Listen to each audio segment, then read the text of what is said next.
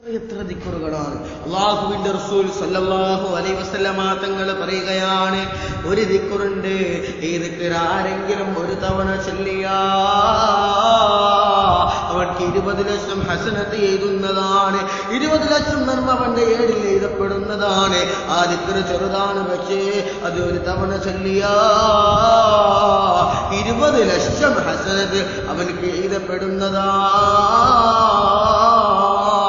അല്ലാഹുവിന്റെ റസൂൽ പറയുകയാണ്, ഏതെന്നറിയുമോ ദിക്ർ?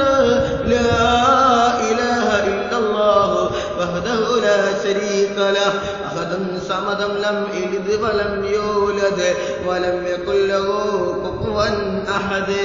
സുഖമുള്ളതാണ്. ലാ ഇലാഹ ഇല്ലല്ലാഹു വഹ്ദഹു ലാ ശരീക ലഹു അഹദൻ സമദൻ ലം യലിദ് വലം യൂലദ് വലം യകുൽ ലഹു കുഫുവൻ അഹദ്. ഒരു തവണ ചൊല്ലിയാൽ 20 ലക്ഷം ഹസനത്ത്, 20 ലക്ഷം നന്മ അവന്റെ കിതാബിൽ എഴുതപ്പെടുമെന്ന് നൂറേ നബി മുഹമ്മദ് മുസ്തഫ സല്ലല്ലാഹു അലൈഹി വസല്ലം. അതുകൊണ്ട് നമുക്ക് ചെയ്യാൻ എളുപ്പമാണ്. ചെറിയ ദിക്റാണല്ലോ, നമുക്കറിയുന്ന ദിക്റാണ് ലാ ഇലാഹ ഇല്ലല്ലാഹു വഹ്ദഹു ലാ ശരീക ലഹു. പിന്നെ അതിക്ക് കൂട്ടേണ്ടത് അഹദൻ സമദൻ എന്നാണ്.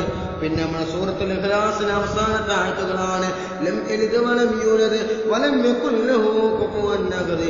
എളുപ്പമല്ലേ, എന്നാൽ നമുക്ക് ധാരാളം പ്രതിഫലം വാങ്ങിക്കൂട്ടാം. അല്ലാഹു തൗഫീഖ് നൽകട്ടെ.